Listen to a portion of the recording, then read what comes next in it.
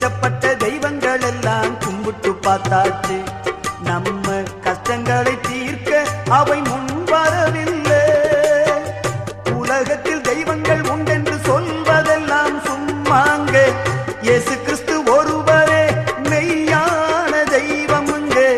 ஜனங்களின் பாவம் நீக்கி ரட்சிக்க வந்த தெய்வமுங்க. உனக்கொருவர் இருக்கின்றார், உன்னை விசாரிக்க துடிக்கின்றார், உன்னையும் என்னையும் இயேசு நேசிக்கிறார்.